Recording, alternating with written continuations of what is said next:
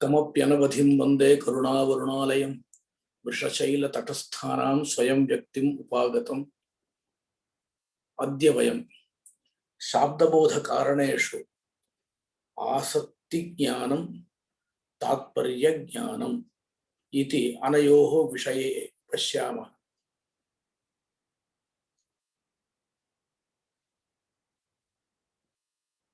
आसक्ति विषये पश्यामश्चेत् प्रथमतः आसक्तिज्ञानम् अपेक्षितं वा आसक्तिः अपेक्षिता वा इत्यत्रैव विवादः अस्ति। आसक्तिर्नाम कः? सामान्यतः एकम् उदाहरणं वदामि। तर्कसंग्रहे सन्निधिः इत्युक्तमस्ति। पदानाम् अव्यवधानेन उच्चारणं सन्निधिः इत्युक्तं। प्रहरे प्रहरे असहोच्चरितानि पदानि न प्रमाणम् इति अस्ति। देवदत्तः इति उक्त्वा किञ्चित् कालानन्तरं ग्रामम् इत्युक्त्वा तदनन्तरं किञ्चित् कालानन्तरं गच्छति इत्युक्तौ शब्दबोधः न भवति इति सामान्यतः अर्थः।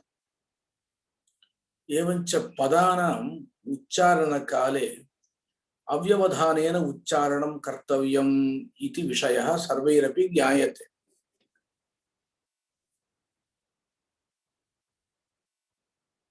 तत्त्वचिन्तामणिकाराः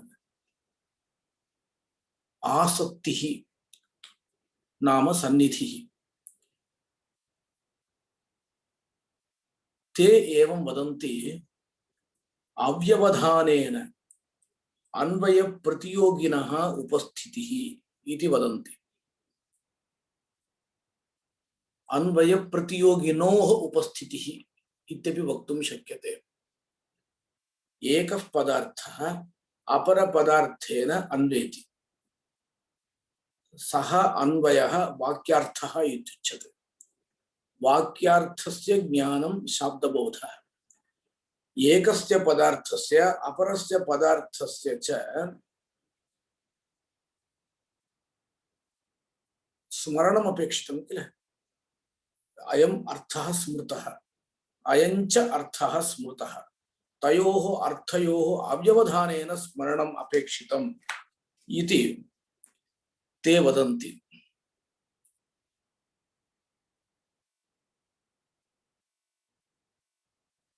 तत्र दोषः कश्चन उच्यते। गच्छति इति उक्तम्। गच्छति इति अस्ति। ति इत्यस्य आख्यातम् इति नाम।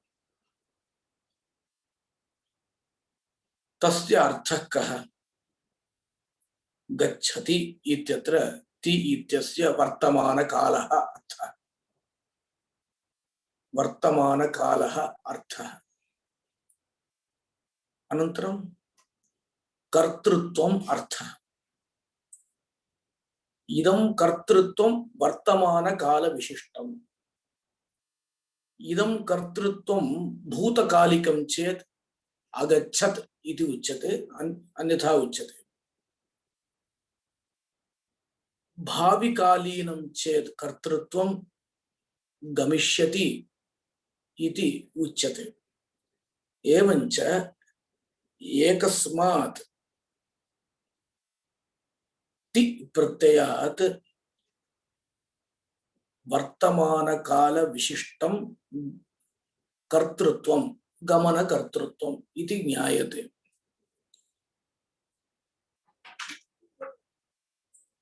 तत्र अव्यवधानेन उपस्थितिः कथं वर्तते? एकस्मिन् समये किल उपस्थितिः वर्तते। अव्यवधानेन उपस्थितिः कुत्र अस्ति? एवमेव कश्चन पुरुषः लिखति रामः ग्रामं गच्छति इति लिखति, अन्यः पुरुषः युगपत् पश्यति अथवा क्रमेणापि पश्यतु, सर्वेषां पदानां लिपितः एकस्मिन् समये स्मरणं भवति। तत्र पदार्थस्मरणमपि युगपदेव भवति, अव्यवधानेन न भवति। तत्र का गतिः? अव्यवधानेन उपस्थितिः पदार्थयोः भवति चेत् आसक्तिः इत्युक्तौ तत्र नास्ति किल इदम्।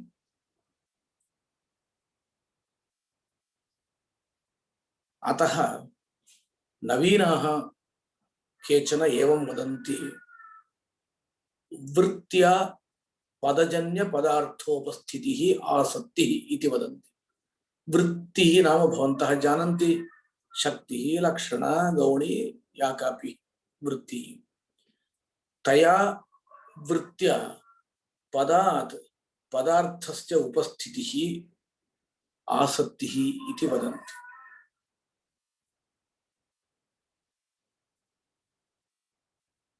पश्यतु, आनय इति कश्चित् वदति, आनय इति वदति, घटम् इति न वदति, प्रत्यक्षेण घटं पश्यति, तत्र घटस्य शब्दबोधः भवतु। आनय इत्युक्तं घटम् इति नोक्तं, परन्तु प्रत्यक्षेण घटो दृष्टः, तत्र घटस्य आनयनं, घटकर्मक आनयनं, घटस्य आनयनं इति शब्दबोधः स्यात् इति प्रश्नः भवति। अतः किं वक्तव्यं? वृत्त्या पदात् उपस्थितिः अपेक्षिता, वृत्त्या पदात् अर्थस्य उपस्थितिः अपेक्षिता। अत्र घटस्य वृत्त्या उपस्थितिर्नास्ति, प्रत्यक्षेण ज्ञानम् अस्ति, प्रत्यक्षेण ज्ञानम् अस्ति। अतः अत्र शब्दबोधः घटस्य न भवति।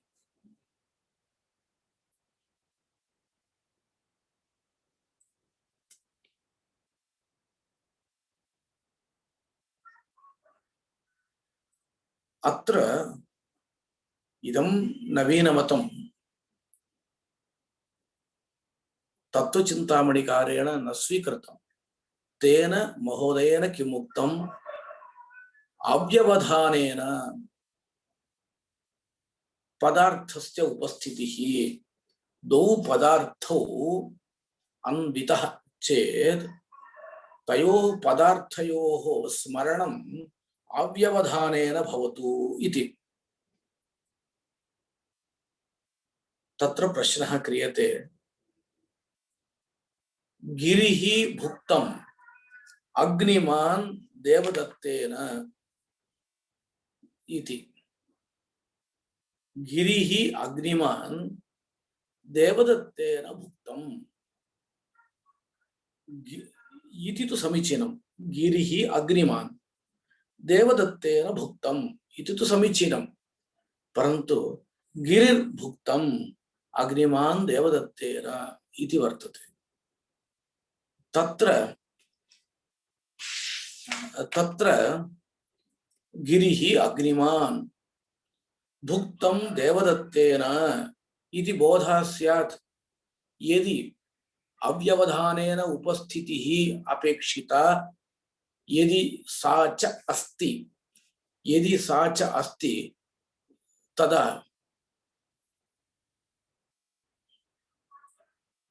गिरिः अग्निमान् देवदत्तेन भुक्तमिति बोधः भवतु इति प्रश्नः। तत्र समाधानं किम् उच्यते? इष्टापत्ति। यदि तात्पर्यम् अस्ति तर्हि भवत्येव। कवि वाक्ये कथम् अस्माभिः क्रियते? श्रियः पति श्रीमति शासितुं जगत् जगन्निवासो वसुदेव सद्मनि वसन्तदर्शावतरन्तमम्बरादि उपरि वर्तते। तत्र श्रियः पतिः इति आरभते माघ महान् कविः। श्रीमती शासितुं जगत् इत्यस्ति। श्रीमती इति सदन विशेषणम्। तत्र दूरान्वयः वर्तते, तथापि शाब्दबोधः तात्पर्यवशात् भवति। श्रियः पतिः जगन्निवासः इत्यादिकम् एकत्र योजनीयम्। श्रीमती वसुदेव सद्मनि इति योजनीयम्। तद्वत् भवितुमर्हति इति। आसक्तिविषये अस्माभिः द्रष्टव्यः कश्चन मुख्यः अंशः वर्तते। शास्त्रकारैः विचारितः। पदानि सन्ति, पदार्थाः स्मृताः भवन्ति, तेषाम् अन्वये क्रमद्वैविध्यम् उक्तमस्ति। क्रमद्वैविध्यम् उक्तमस्ति। कः क्रमः? एकः क्रमः खण्डवाक्यार्थबोधपूर्वकं महावाक्यार्थबोधः इति एकः क्रमः। खण्डवाक्यार्थबोधपूर्वकं महावाक्यार्थबोधः इति एकः क्रमः।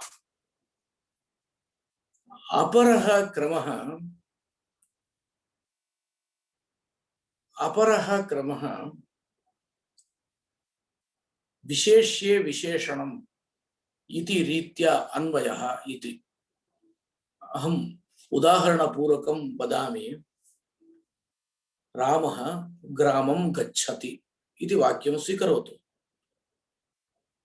रामः इत्यत्र रामपदमस्ति, अनन्तरम् एकवचनम् अस्ति। एकवचनस्य एकत्वम् अर्थः। अनयोः परस्परम् अन्वयः। एकत्ववान् रामः इति। ग्रामम् इत्यत्र ग्रामनिष्ठं कर्मत्वम् इति अनयोः अन्वयः। ग्राम पदमस्ति, द्वितीया विभक्तिरस्ति। अनयोः यौ अर्थौ तयोः परस्परम् अन्वयः। गच्छति इत्यत्र गमु धातुः ति प्रत्ययः। तयोः पदयोः यौ अर्थौ अथवा ये अर्थाः तेषां परस्परम् अन्वयः। वर्तमानकालविशिष्टं गमनकर्तृत्वम्। अनन्तरं सर्वेषाम् अन्वयः।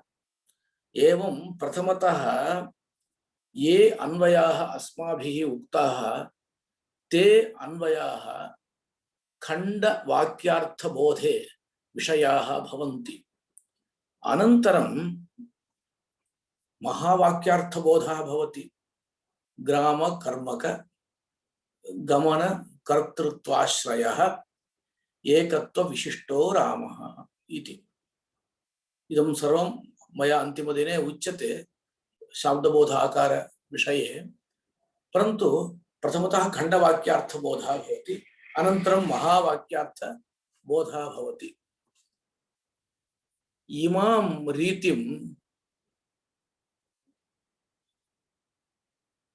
ज्येष्ठाः वदन्ति विशिष्टवैशिष्ट्यबोधः इति। विशिष्टवैशिष्ट्यबोधः नाम प्रथमतः एकविशेषणविशिष्टस्य अन्यस्य बोधः, अनन्तरं तद्विशिष्टस्य अन्यस्य बोधः।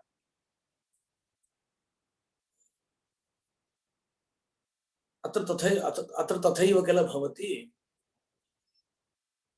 यद्यद् आकाङ्क्षितं योग्यं सन्निधानं प्रपद्यते तेन तेन अन्वितस्वार्थः पदैरेवावगम्यते इति प्राभाकराणां श्लोकः। अस्य विशिष्टं विवरणम् इदानीं न ददामि, भवतां कष्टं भवेत्। मया उक्तमस्ति एकस्य पदार्थस्य अपरस्मिन् पदार्थे अन्वयः एकं विशिष्टं जातं तस्य अन्यत्र अन्वयः एवमेव भवति चेत् विशिष्ट वैशिष्ट्यबोधः विशिष्टस्य अन्यत्र वैशिष्ट्यं बोध्यते इत्यर्थः। अन्या रीतिः वर्तते। अयं क्रमः नास्त्येव। प्रथमतः एव सर्वे पदार्थाः तत्र तत्र अनुयन्ति अस्य उदाहरणं वदामि वा? रामः ग्रामं गच्छति अत्रैव। पश्यतु, रामः ग्रामं गच्छति इत्युक्तम् एकत्वं रामे अन्वेति, कर्मत्वे ग्रामः अन्वेति, तच्च कर्मत्वं गमने अन्वेति, गमनं कर्तृत्वे अन्वेति, कर्तृत्वं रामे अन्वेति। विशेष्ये विशेषणं तत्रापि विशेषणान्तरम् इति उच्यते। विशेष्ये विशेषणं तत्रापि विशेषणान्तरम् इति उच्यते। अस्य कोऽर्थः? कस्मिंश्चित् विशेष्ये विशेषणम् अन्वेति, तत्र विशेषणान्तरम् अन्वेति, कोऽपि क्रमः नास्ति। प्रथमतः एतत् पदार्थद्वयम् अन्वेति, अनन्तरं तृतीये पदार्थे अन्वयः, अनन्तरम् अन्यस्मिन् पदार्थे अन्वयः इति क्रमः तत्र नास्ति। अस्तु, एतदर्थं कश्चन श्लोकः उक्तः वर्तते। मुक्तावल्याम् अयं श्लोकः दृश्यते। वृद्धा युवानः शिशवः कपोताः खले यथामि युगपत् पतन्ति तथैव सर्वे युगपत् पदार्थाः परस्परेण अन्वयिनो भवन्ति। तत्र उपरिष्टात् कपोताः सन्ति। वृद्धाः कपोताः, शिशवः कपोताः, युवानः कपोताः सर्वेपि सन्ति। समूहरूपेण डयमानाः सन्ति। ते सर्वेपि कपोताः कुत्रचित् धान्यराशिं पश्यन्ति चेत् तथैव अवतरन्ति, स्वस्वस्थाने अवतरन्ति। सर्वेपि कपोताः एकं धान्यं ग्रहीतुं नावतरन्ति। यथा यथं तत्र अन्वीयन्ते कपोताः, तद्वत् वाक्यम् उच्चरितं शाब्दबोधः भवति चेत् विशेष्ये विशेषणं तत्रापि विशेषणान्तरम् इति रीत्यैव तत्र शाब्दबोधः, न कोऽपि क्रमः अत्र वर्तते इति। अयं विषयः मया अत्र उक्तः। द्विविधः वाक्यार्थबोधः भवति इति अयं विषयः अत्र उक्तः। इतः परम् आसक्ति विषये अन्यः अंशः वक्तव्यः वर्तते। प्राभाकर मतस्य प्रस्तावः। प्राभाकराः एवं वदन्ति, पदात् अर्थस्य उपस्थितिः भवति चेदेव शाब्दबोधः इति नास्ति। पश्यन्तु, द्वारम् इति उच्यते। द्वारम् इति द्वितीयान्त पदं द्वारम् इति उच्यते। पिधेहि इति न वदति, परन्तु द्वार कर्मकं पिधानम् इति शाब्दबोधः भवत्येव। पिधानवाचकं पदमस्ति वा? नास्ति, परन्तु पिधानस्य उपस्थितिः जाता। इयमेव उपस्थितिः अर्थाध्याहारः इत्युच्यते। अर्थस्य अध्याहारः स्मरणम् इति। प्रसंगात् अहं वदामि, शास्त्रेषु विशिष्य दर्शनग्रन्थेषु अस्माकं ज्ञानम् अपेक्षितं चेत् अर्धं ज्ञानं पदार्थज्ञानेनैव भवति। यत्किमपि पदं ग्रन्थेषु प्रयुज्यते चेत् तस्य अर्थः झटिति ज्ञातव्यः।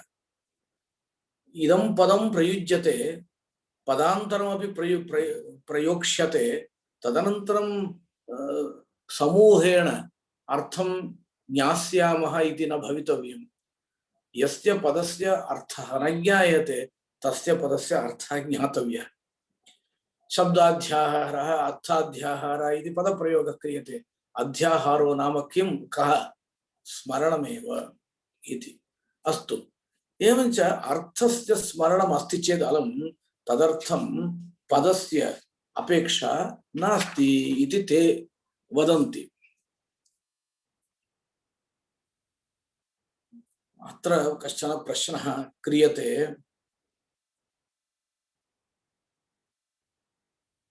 पदात् अर्थोपस्थितिः नापेक्षिता चेत् तर्हि अन्यस्यापि अर्थस्य स्मरणं भवितुमर्हति किल। उदाहरणं वदामि। ओदनं पचति इति कश्चन प्रयुङ्क्ते। तदानीं ओदनं पचति इति शब्दः शब्दगुणकम् आकाशं, तर्हि आकाशस्य स्मरणं जातम्।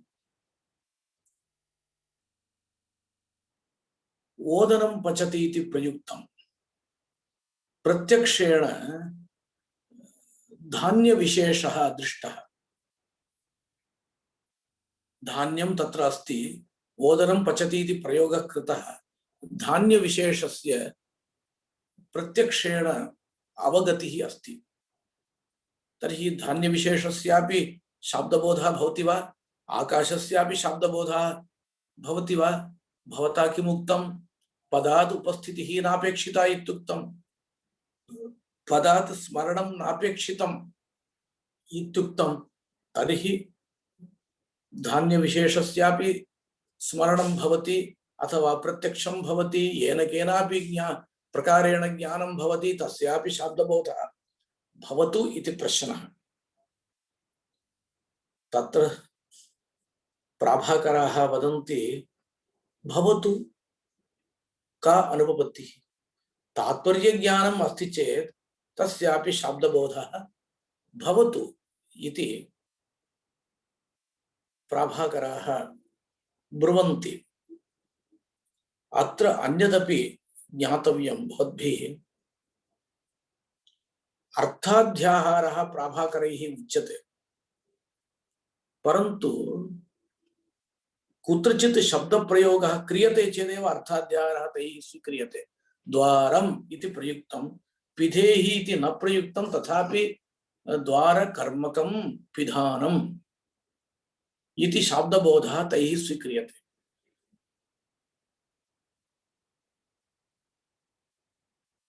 कुत्रचित् किमपि न प्रयुक्तम् इति मन्यताम्। द्वारम् इत्यपि न प्रयुक्तं, पिधेहि इत्यपि न प्रयुक्तं, द्वारं दृष्टमस्ति, पिधानम् उपस्थितमस्ति, उपस्थितं नाम स्मृतम् अस्ति। तर्हि द्वारकर्मकस्य आनयनस्य बोधः भवति वा? न भवति। शब्दः अपेक्षितः इत्येषां मतमिदं। परन्तु तत्त्वचिन्तामणिकाराः इदं मतं न स्वीकुर्वन्ति। तत्र क्रियापदेन क्रिया उपस्थापिता भवति, कारकपदेन कारकम् उपस्थापितं भवति। तत्र तयोः आकांक्षा वर्तते। शाब्दबोधः भवति। पदविशेषजन्य पदार्थोपस्थितिः अपेक्षिता। पश्यन्तु, येन केनापि पदेन उपस्थितिः स्मरणम् अस्ति चेत् अस्माकं लाभः नास्ति। उदाहरणं वदामि। द्वार कर्मता इत्युक्तं। कर्मता द्वितीयायाः अर्थः। कर्मता इति पदं प्रयुक्तं चेत् शाब्दबोधः न भवति। द्वारम् इत्युक्तावेव शाब्दबोधः भवति। तेन किं ज्ञायते? अर्थस्य उपस्थितिमात्रं न प्रयोजकं, पदविशेषेण उपस्थितिः अपेक्षिता। एवञ्च अर्थाध्याहार पक्षः न युक्तः इति ते वदन्ति। अनन्तरम् अन्यदपि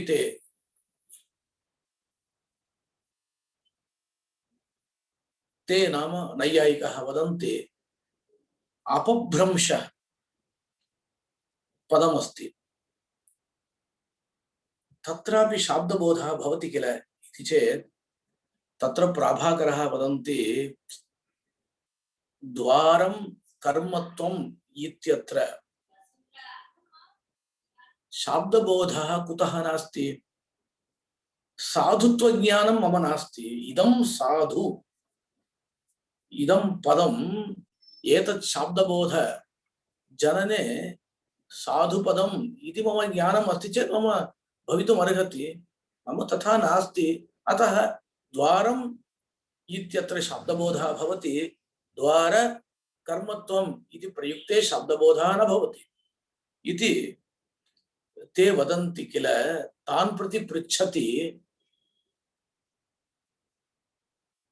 तर्हि अपभ्रंशस्थले साधुत्वज्ञानम् अस्ति वा, शब्दबोधः भवति किल इति। अन्यः प्रसिद्धः दोषः पुष्पेभ्यः स्पृहयति इति, स्पृहेरीप्सितः इति सूत्रम्। स्पृहधातु योगे ईप्सितः संप्रदानं भवति, संप्रदाने सति चतुर्थी भवति। पुष्पेभ्यः स्पृहयति इति प्रयोगः प्रामाणिकः, पुष्पाणि स्पृहयति इति प्रयोगस्तु अप्रामाणिकः।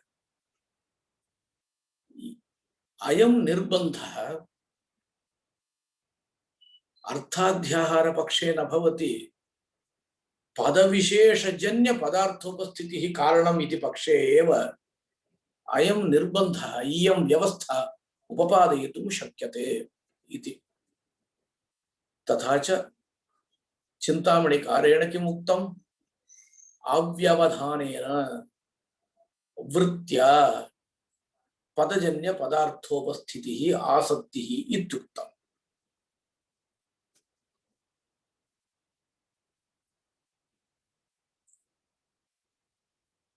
मुक्तावल्यां यत्पदार्थेन यत्पदार्थस्य अन्वयः अपेक्षितः तयोः पदयोः अव्यवधानेन उपस्थितिः इत्युक्तम्। पदयोः अव्यवधानेन स्मरणम् अपेक्षितम् इति मुक्तावलीकारेण उक्तम्। मया आरम्भे उक्तमस्ति, किञ्चित् विच्छिद्य विच्छिद्य पदप्रयोगं कश्चित् कुरुते चेत् श्रोतुः शाब्दबोधः न भवति।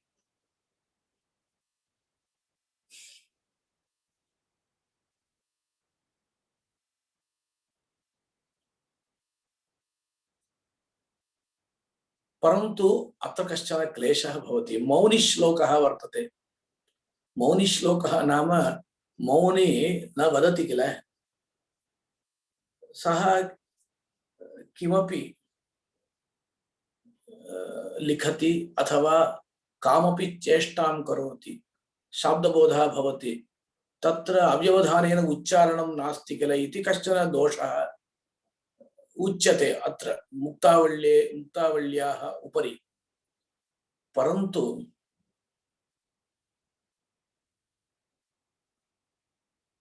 मौनिश्लोके पदं मास्तु, पदज्ञानम् अस्ति, पदं तु सः अनुमिनोति श्रोता। यः प्रतिपत्ता भवति सः किञ्चित् पदम् अनुमिनोति, चेष्टया वयमपि पदानुमानं कुर्मः किल इति।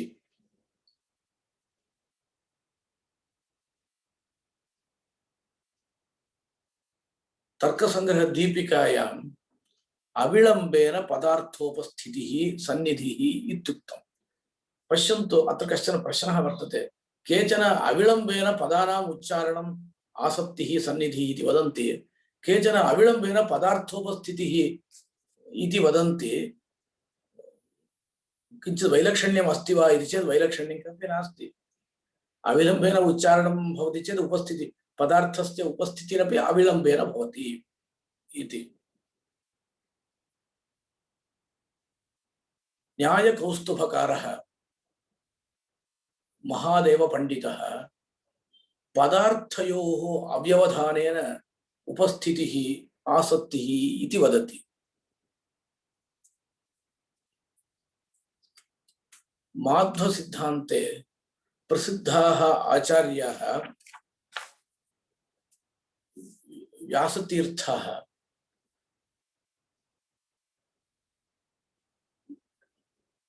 एतादृशपक्षान् न स्वीकुर्वन्ति।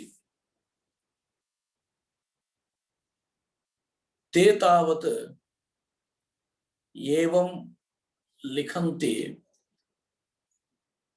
पदोपस्थिति अनुकूल वक्तृव्यापारे निष्फलस्य अन्वयबोध विरोधि व्यवधानस्य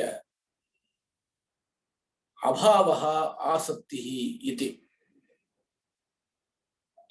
अस्य अर्थः एवं भवति,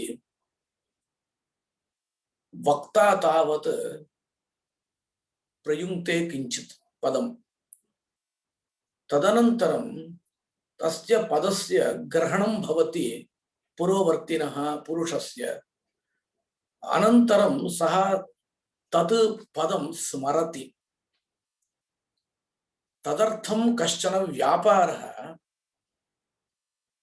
वक्त्रा कर्तव्यः भवति, नाम स उच्चारयति इत्यर्थः।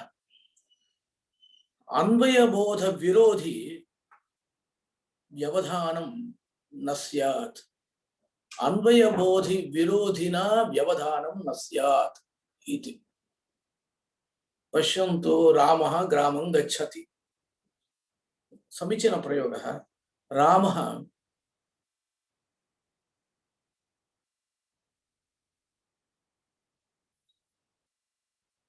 रावणस्य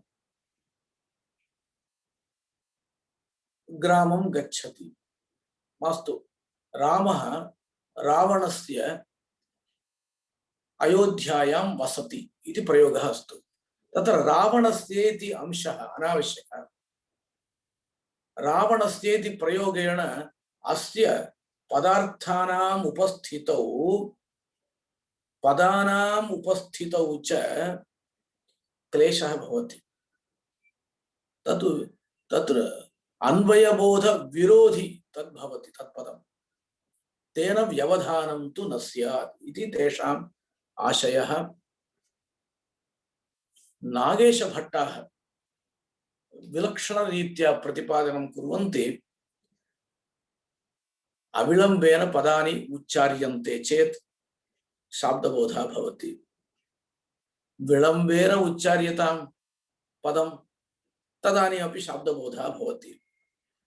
मन्दस्य पुरुषस्य अविलम्बेन उच्चारणे सत्यपि शाब्दबोधः भवति। अमन्दस्य पुरुषस्य विलम्बेन उच्चारणं भवति चेदपि शाब्दबोधः भवत्येव। अवधानिनां कथं भवति? अवधान कलायां ये निपुणाः सन्ति ते विलम्बेन पदानाम् उच्चारणं क्रियते चेदपि शाब्दबोधवन्तः भवन्ति इति ते वदन्ति।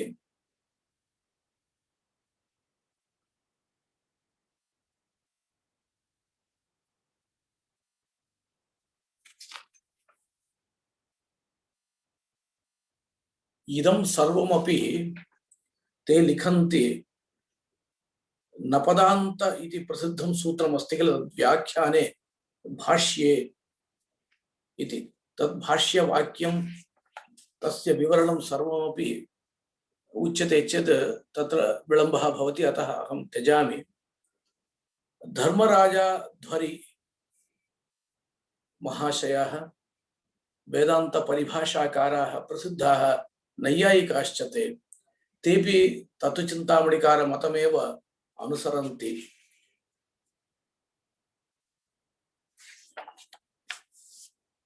इतः परम् एकः मुख्यः विषयः उच्यते। अर्थाध्याहारं स्वीकरोति प्राभाकरः। शब्दाध्याहार एव कर्तव्यः यत्र शब्दः अपेक्षितः न प्रयुक्तः इति वदति नैयायिकः। भाट्टमते कश्चन विशेषः वर्तते। भाट्टाः तावत् पदार्थाः एव शब्दबोधं प्रति कारणम् इति वदन्ति। इदं तु एकस्मिन् दिने पृथक् वक्तव्यं शक्यते चेत् पदार्थाः एव कारणम् इति वदन्ति। पदस्वरूपाभिहितैः पदार्थैः संलक्ष्यते साविति सिद्धमेतत् इति न्यायरत्नमालायाम् उक्तमस्ति। तत्र भाष्यमेव प्रमाणम्। अथेदानीं पदार्थाः अवगताः सन्तः वाक्यार्थम् अवगमयन्ति इति। अस्तु, तद्विवरणादिकम् इदानीं मास्तु। अत्र अभिहितान्वयवादः अन्विताभिधानवादः इति एकस्मिन् दिने अस्माभिः वक्ष्यते किल, तत्र उच्यते। इदानीम् अपेक्षितः अंशः ते तावत् पदानि विहायैव शब्दबोधः भवति इति वदन्ति। उदाहरणं तैः उच्यते, पश्यतः श्वेतमा रूपं ह्रेषा शब्दञ्च शृण्वतः खुर निक्षेप शब्दञ्च श्वेतः अश्वः धावतीति धीः। तदुपरि अस्ति दृष्टा वाक्य विनिर्मुक्ता इति। तत्र शब्द प्रयोगः एव नास्ति, शब्दबोधः भवति। कथं? कश्चन पुरुषः श्वेतं रूपं पश्यति। श्वेतम् अरूपम्, आ इत्यस्य ईषत् इत्यर्थः। श्वेतं रूपं ईषत् पश्यति। ह्रेषा शब्दं शृणोति। ह्रेषा शब्दः अश्वस्य शब्दः। खुर निक्षेप शब्दञ्च शृणोति। तदानीं श्वेतः अश्वः धावति इति ज्ञानं भवति। अत्र किं पदं प्रयुक्तम् इति पृच्छति।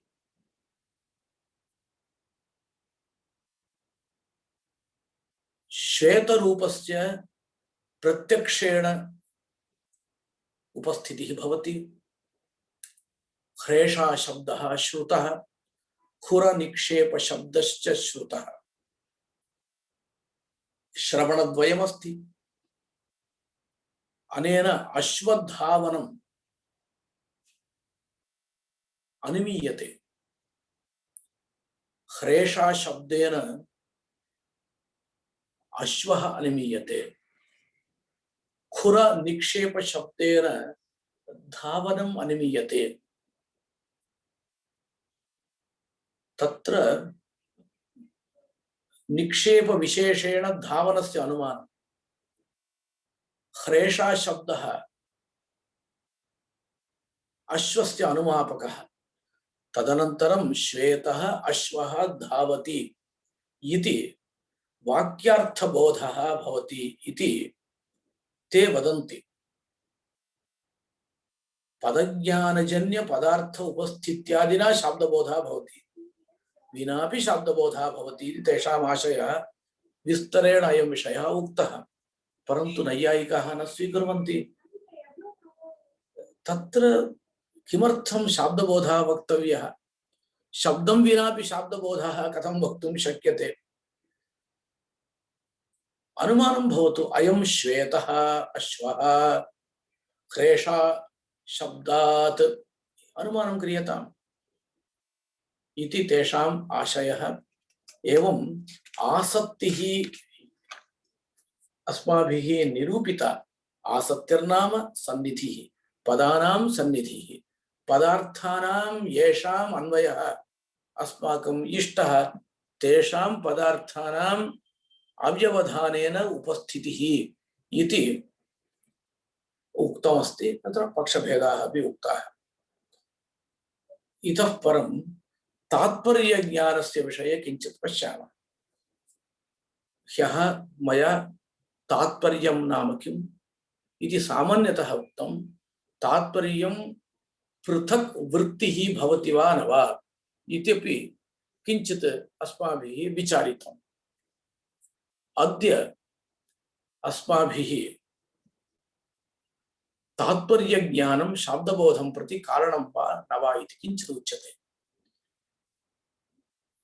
तत्र तात्पर्यं नाम किम्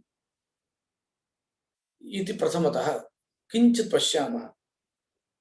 आचार्याः उदयनाचार्याः अवदन् उद्देश एव तात्पर्यम् इति न्यायकुसुमाञ्जलौ पंचमे स्तबके। उद्देशः अभिप्राय विशेषः तात्पर्यं वक्तुरिच्छा तु तात्पर्यं परिकीर्तितम् इति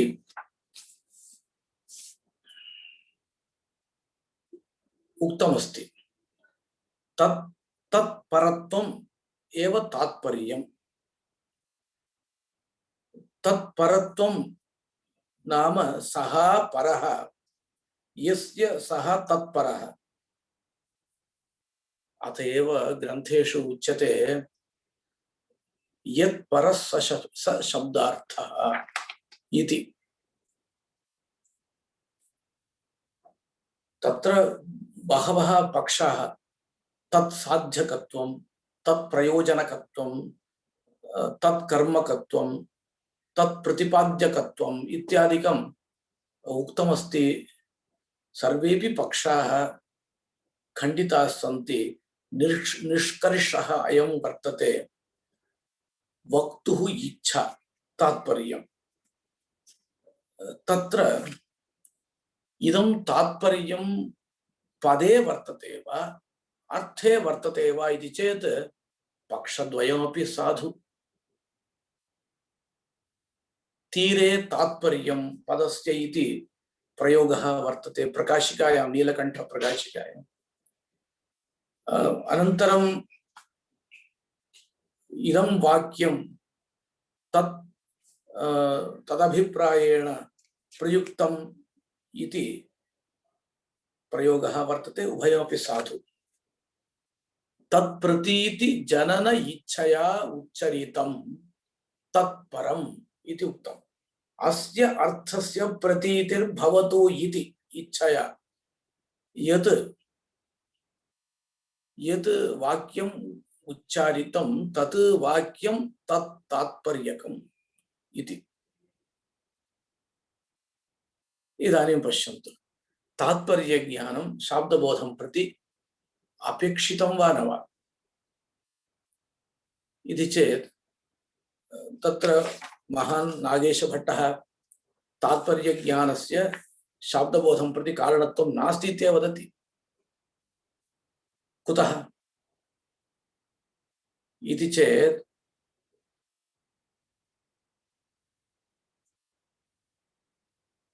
घटम् आनय इति प्रयुक्तम्।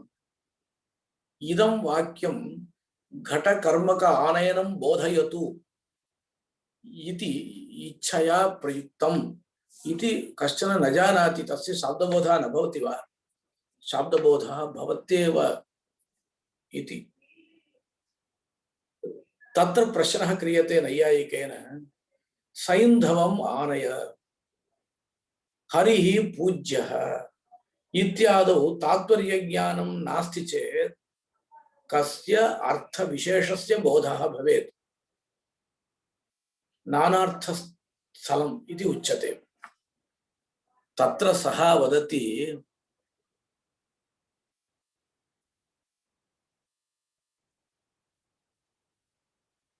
तत्र अर्थद्वयस्यापि शाब्दबोधः भवतु, तेन किम्? परन्तु यत्र सिन्धु देशस्थम् अश्वम् आनय इत्यर्थे सैन्धवम् आनय इति प्रयुक्तं लवणस्य बोधः भवति चेत् किं कुर्मः इति चेत् तत्र वदति बोधद्वयमपि भवति, अनन्तरं तात्पर्यम् अवगत्य एकः बोधः अप्रमा इति अयं जानाति। अनेन किं ज्ञायते? शाब्दबोधार्थं तात्पर्यज्ञानं नापेक्षितम्। अनेकेषां पदार्थानां बोधः भवति चेत् तदनन्तरं यस्य पदार्थस्य बोधः अत्र अप्रमा इति ज्ञातव्यं चेत् तत्र तात्पर्यज्ञानम् अपेक्षितम् इति वदति। तत्र प्रश्नः भवति,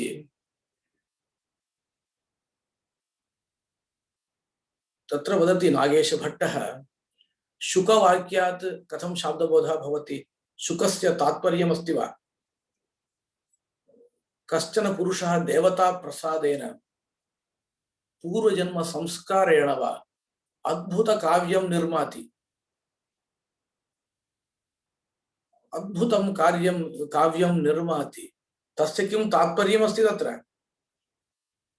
न ईश्वर तात्पर्यं तत्र स्वीक्रियते चेत् तथा वक्तुं न शक्यते। तात्पर्यज्ञानं कारणमिति सिद्धं चेत् तत्र कस्य तात्पर्यम्? ईश्वरस्य तात्पर्यम् इति वक्तव्यम्। अहं तात्पर्यज्ञानं कारणमेव न इति वदामि तर्हि तादृशस्थले ईश्वरस्य तात्पर्यं स्वीकर्तुं न शक्यते।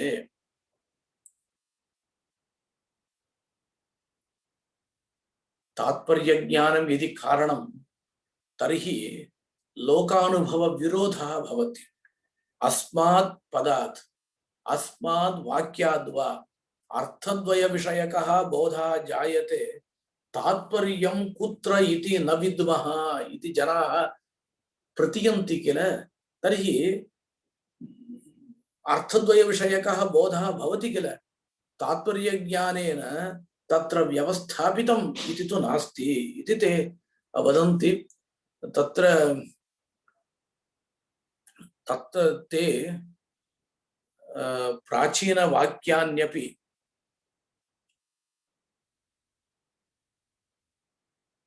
स्वीकृत्य उपपादनं कुर्वन्ति। पातञ्जले महाभाष्ये कृतभूरि परिश्रमः अयम् आचार्यः भाष्यवाक्यं प्रदीपवाक्यं च उपादाय तात्पर्यज्ञानस्य कारणत्वं नास्ति इति निरूपयति। परन्तु नैयायिकाः तात्पर्यज्ञानं शाब्दबोधं प्रति कारणम् इति वदन्ति। तत्र हेतुः कः इति चेत् नानार्थस्थले एकस्यैव अर्थस्य बोधः भवति। न बहूनाम् अर्थानां बोधः भवति। अनन्तरं तात्पर्यज्ञानेन प्रामाणिकः अर्थः निश्चीयते इति तु न युक्तं। कुतः? हर्यादि शब्दस्थले दशाधिकाः अर्थाः सन्ति किल। तेषां सर्वेषाम् अर्थानां बोधः भवति वा? यमा नीलेन्द्र चन्द्रार्क विष्णु सिंहांशु वाजुषु शुकाहि कपिभेखेषु हरिर्ना कपिले त्रिषु इति कोशः। सर्वेषाम् अर्थानां बोधः अनुभवसिद्धः नास्ति। अपि च नानार्थस्थले अस्य शब्दस्य नानार्थकत्वं यः पुरुषः प्रतिपन्नः सः झटिति चिन्तयति कस्मिन् अर्थे अस्य तात्पर्यम् इति सन्देहपूर्वकं निश्चित्य अनन्तरम् अर्थं बुध्यते इति तु अनुभवसिद्धम्। एवञ्च तात्पर्यज्ञानं कारणमेव। नानार्थस्थले शब्दबोधं प्रति तात्पर्यज्ञानं कारणं भवतु। रामः घटं करोति, ग्रामं गच्छति इत्यादौ तत्र नानार्थस्थल भिन्नस्थले किमर्थं तात्पर्यज्ञानस्य कारणत्वं वक्तव्यम् इति प्रश्ने यद्विशेषयोः कार्यकारणभावः सः असति बाधके तत् सामान्ययोरपि इति कश्चन न्यायः। तत्र विशेषयोः कार्यकारणभावः भवति चेत् सामान्ययोरपि भवति। शाब्दबोधविशेषे तात्पर्यज्ञानविशेषः कारणं चेत् सर्वत्र शाब्दबोधं प्रति तात्पर्यज्ञानं कारणम् इति एका युक्तिः।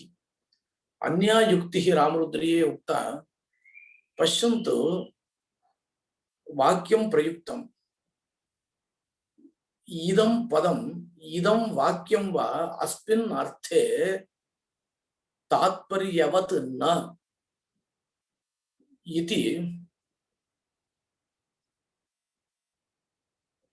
ज्ञाने सति शाब्दबोधः न जायते। अपि च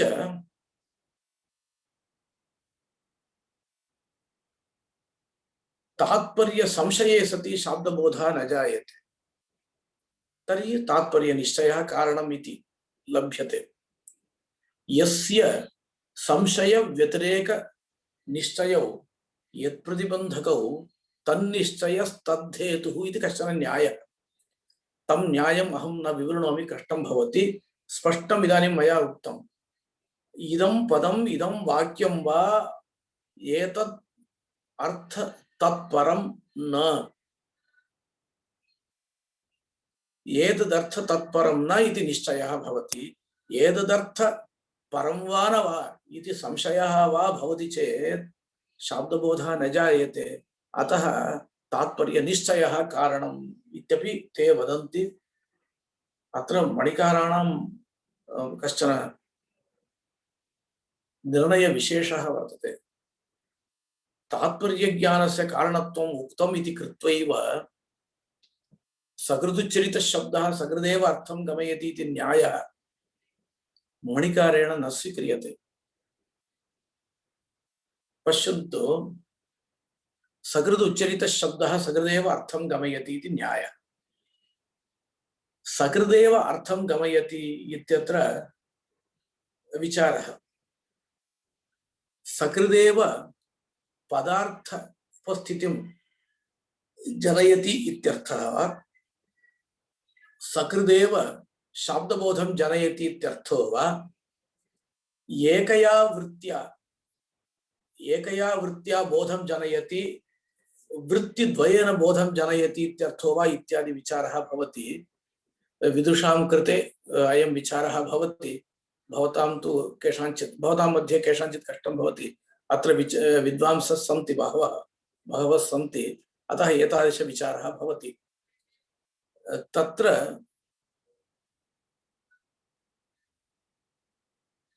हरयः गच्छन्ति इति प्रयोगः वर्तते। तत्र हरिशब्देन सूर्यः, अश्वः, अन्ये च ग्रहीतुं शक्यन्ते। बहुवचनं वर्तते। अथवा हरयः पूज्याः इति प्रयोगः। तत्र हरिशब्देन विष्णुः, सूर्यः, चन्द्रः च स्वीकर्तुं शक्यन्ते। सकृत्प्रयुक्तः हरिशब्दः अर्थत्रयं बोधयति।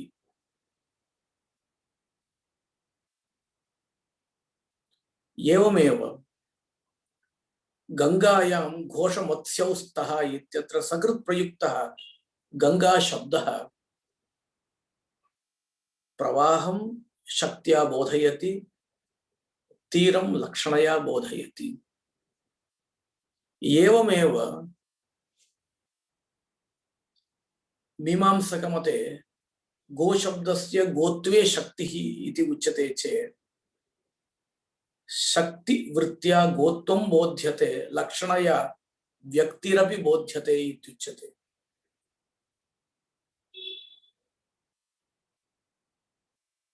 एतादृशानि बहूनि उदाहरणानि वक्तुं शक्यन्ते। वाक्यार्थगोष्ठी स्यात् मास्तु। तत्त्वचिन्तामणिकारेण अयं न्यायः न स्वीकर्तव्यः इत्युक्तं, तन्मात्रम् अहं वदामि। आचार्यः गङ्गेशोपाध्यायः वदति अयं न्यायः नास्ति। अयं न्यायः यद्यस्ति सैन्धवम् आनय इत्यत्र सैन्धव शब्देन लवणस्य उपस्थितिः, अश्वविशेषस्य च उपस्थितिश्च यदि भवति तदानीं तात्पर्यज्ञानेन निर्वाहः कर्तुं शक्यते। यदि एकया वृत्त्या एकः अर्थः एव बोध्यते इत्युच्यते तर्हि कदाचित् लवणं बोध्यते, कदाचित् अश्वविशेषः बोध्यते, कदाचित् लवणं बोध्यते, कदाचित् अश्वविशेषः बोध्यते। का अनुपत्तिः? अर्थद्वयं यदि उपस्थितं भवति तदानीमेव तात्पर्यज्ञानस्य आवश्यकता।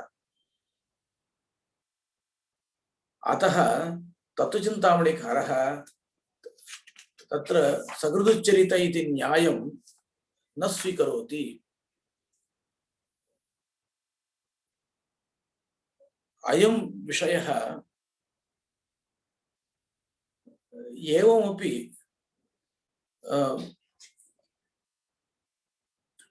तत्र उपपादयितुं शक्यते। यत्र तु विभिन्न वृत्तिद्वयं वर्तते तत्र दोषः नास्ति। गंगायां घोषमत्स्यौ स्तः इत्यत्र एका लक्षणा वृत्तिः, अपरा मुख्यवृत्तिः शक्ति, अतः दोषः नास्ति इत्यपि केचन वदन्ति। परन्तु हरयः पूज्यः इत्यत्र का गतिः? अतः सकृदुच्चरितः इति न्यायः स्वरूपाणां एकशेष इति सूत्र व्याख्याने भाष्ये अपि उपात्तः सन्न्यायः न स्वीकार्यः इति गंगेशोपाध्यायस्य अभिप्रायः।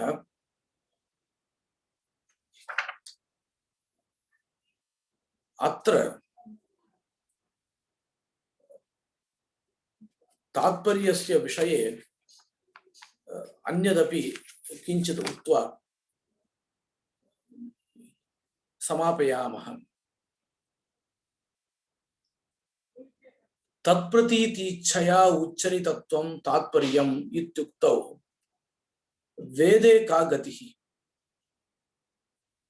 वेदः अपौरुषेयः इति तत्र वैदिकानां मतमस्ति, वेदान्तिनां मतमस्ति, मीमांसकानां मतमस्ति। तर्हि तत्प्रतीतीच्छया उच्चरितत्वं नाम इच्छा कस्य? ईश्वरस्य इति वक्तव्यम्। अपौरुषेये वेदे ईश्वरस्य इच्छया इति वक्तुं न शक्यते। यथा ईश्वरः अनादिः, वेदोऽपि अनादिः, अतः ईश्वरेच्छा तत्र तात्पर्यमिति वक्तुं न शक्यते। तर्हि वेदस्थले तात्पर्यं किं रूपम् इति चेत् अद्वैतिनः वदन्ति तत्प्रतीति जनन योग्यत्वं तात्पर्यम्। तत्प्रतीति जनन योग्यत्वं, तत्र इच्छायाः प्रवेशः नास्ति। इच्छायाः अत्र प्रवेशः नास्ति। तस्य अर्थस्य बोध जनन शक्तिः काचन वर्तते। सा शक्तिः तात्पर्यम् इति कथ्यते। परन्तु केचन मीमांसकाः ईश्वरं स्वीकुर्वन्ति, स्वीकृत्य ईश्वरेच्छा एव तात्पर्यम् इत्यपि वदन्ति। परन्तु मीमांसकाः व्याख्यातारः ईश्वरं न स्वीकुर्वन्ति। ईश्वर अनङ्गीकर्तृ मीमांसकमते इति तत्र तत्र लिख्यते। ईश्वरः नाङ्गीक्रियते चेत् तात्पर्यं किं रूपं वक्तुं शक्यते? किञ्चित् इच्छारूपं वक्तुं न शक्यते। तर्हि वेदस्थले कथम् अर्थनिर्णयः? मीमांसा परिशोधित तर्कैः अर्थनिर्णयः इति वदन्ति। परन्तु प्रायः सर्वेपि तात्पर्यम् इति कञ्चन पदार्थं स्वीकुर्वन्ति तात्पर्यज्ञानस्य शाब्दबोधं प्रति कारणत्वम् अभ्युपगच्छन्ति इति स्थितिः एव उचिता इति भाति। अद्य तात्पर्यज्ञानस्य आसक्तेश्च अथवा आसक्तिज्ञानस्य वा कारणत्वम् अस्माभिः विचारितं। श्वः मुख्यः विषयः स्फोटः। तद्विषये कश्चन परिचयः यथामति यथाशक्ति अस्माभिः करिष्यते। उपसंहरामि।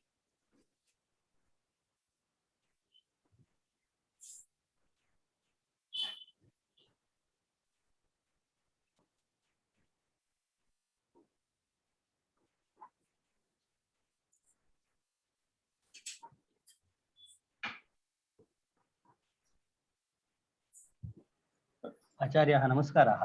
मधुसूदनडिगः। गंगायां मीनघोषौ इत्यत्र आवृत्त्या अर्थं कल्पयित्वा सकृदुच्चरितशब्दः सकृदेवार्थं गमयति इति न्यायस्य रक्षणं कर्तुं न शक्यते वा? तत्र आवृत्तिः कर्तव्या चेत् गंगापदस्य आवृत्तिः कर्तव्या। एकस्य गंगापदस्य शक्त्या कश्चन अर्थः आवृत्तगंगापदस्य लक्षणया तीरम् अर्थः इति वक्तव्यम्। परन्तु घोषमत्स्यौ स्तः इत्यस्ति किल, तत् सकृदेव प्रयुक्तमस्ति किल। अन्वयः कथं वाक्यं चेत् सर्वम् आवर्तयितुं शक्यते। अत्र कथम् आवर्तनीयं तद् वदतु। गंगायां गंगायाम् इति आवर्तनीयं वा? आवृत्तिं विनापि शाब्दबोधस्य अनुभवसिद्धत्वात् आवृत्तिः न स्वीक्रियते। इदमेव समाधानम्। अस्तु, धन्यवादः। एवम्। अद्य तु इतोपि संख्या न्यूना वर्तते। उमा महेश्वर अस्तु। एवम् आचार्यः, सत्यं। तत्र वास्तविकी संख्या ज्ञायते। इतोपि तत्र तु 150 आसीत् इति मन्ये।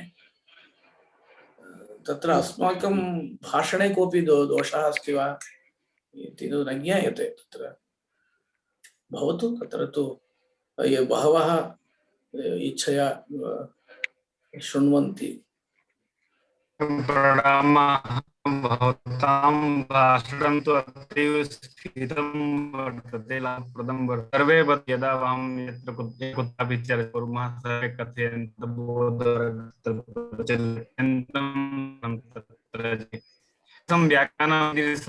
व्याख्यानम् अस्ति न कृतं कदापि इति मन्ये। तथा नास्ति, सरलमिदं नास्ति। मम ज्ञानानुसारं वदामि। भवतु तत्र ये केचित् शृण्वन्ति ते तु अस्माकं विषये शास्त्रस्य विषये श्रद्धया शृण्वन्ति, तेन अस्माकं तत्र साफल्यं भवति। नमामि आचार्याः।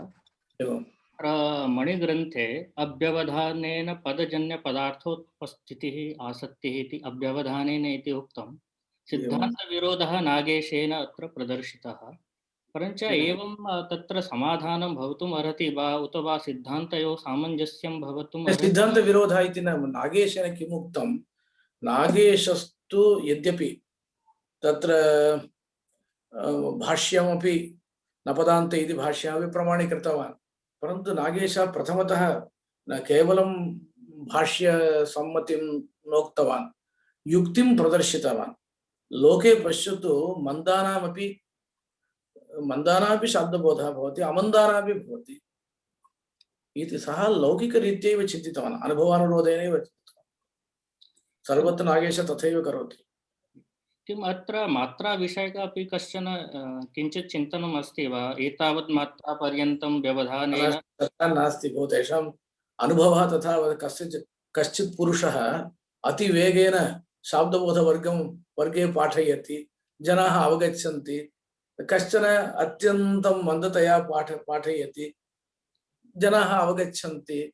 तत्र तु तत् अनुभवैकवेद्यम् अस्ति।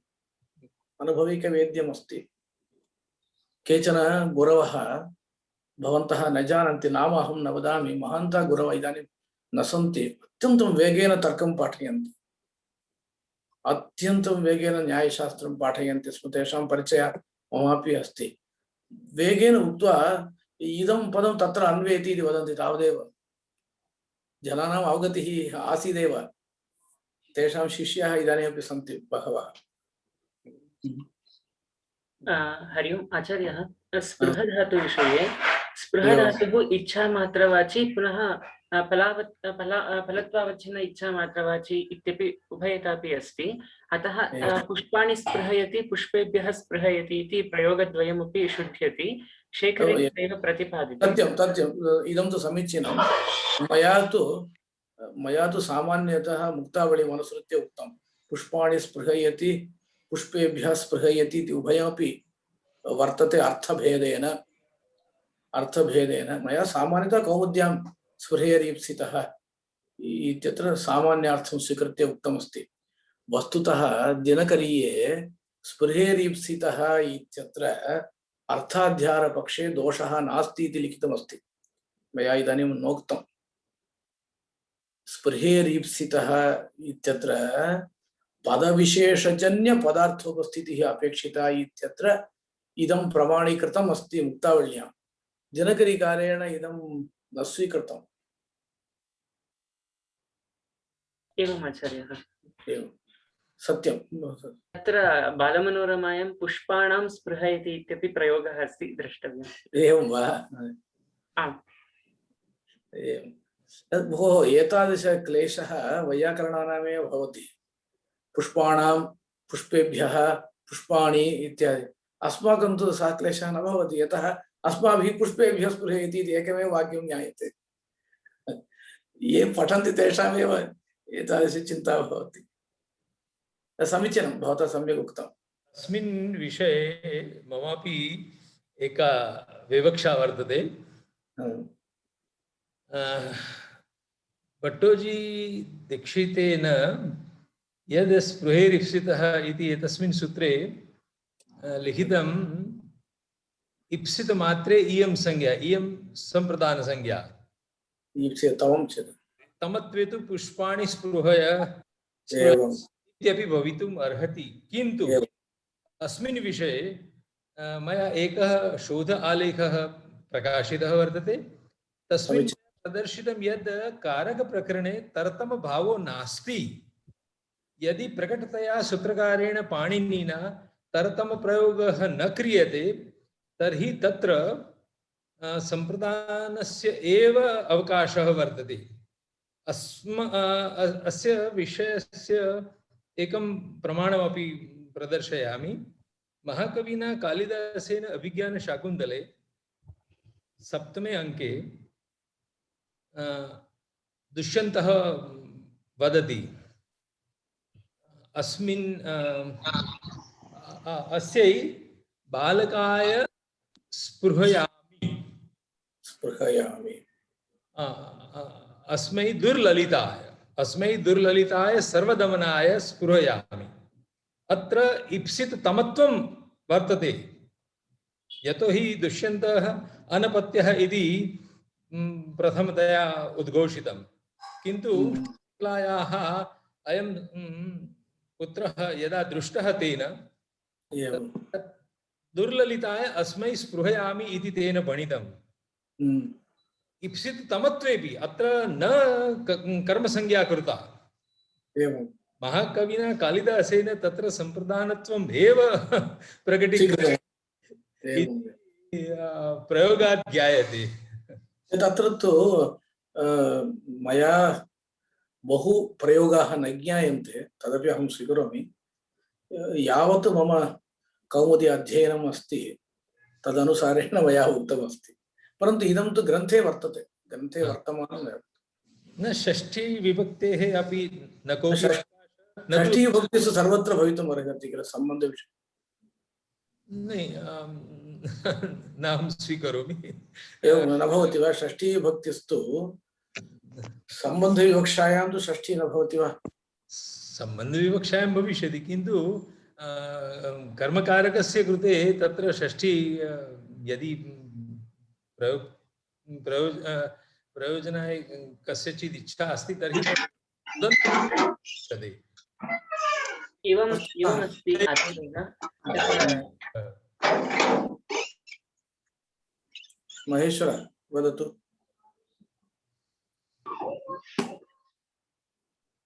महेश्वरः वदतु भो भवान् किं जातमस्ति?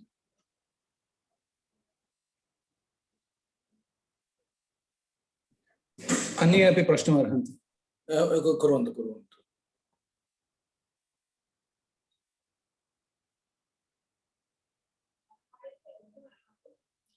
कोऽपि प्रश्नः अस्ति चेत् कुर्वन्तु अथवा अद्य समापयामः। अद्य समापयामः वा? प्रणामाः आचार्यः। एष नवीनभट्टः इति। अयम् अशास्त्रीयः कश्चन प्रश्नः। एवं शाब्दबोधविचारः संस्कृतसाहित्ये दर्शनेषु सर्वत्र दृश्यते, किन्तु भारतीयासु अन्यासु भाषासु एवं कृतमस्ति वा इति। तत्र भवति न भवति इति कथम् अस्ति किल।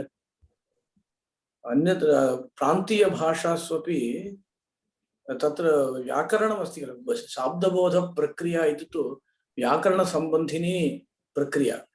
सत्यम्। अत्र अस्माभिः नैयायिकैः मीमांसकैः वेदान्तिभिरपि तत्र विचारः क्रियते, परन्तु प्रान्तीयभाषासु अपि व्याकरणमस्ति किल, तत्र विचारः भवति। तत्तु अहं तु तेलुगुभाषायाम् अस्ति इति जानामि। एतादृशविचारः कुत्रापि न भवति। तत्तु हरिकारिका प्रसिद्धा वर्तते, तत्र भाष्यं वर्तते, तदनुसारेण एतावान् विस्तरः जातः। अन्यत्र तु तथा विस्तारः कथं भवति। संस्कृतभाषायां यावन्तः ग्रन्थाः तावन्तः ग्रन्थाः तत्र व्याकरणविषये अन्यस्यां भाषायां नास्ति किल। यावदहं जानामि नास्ति।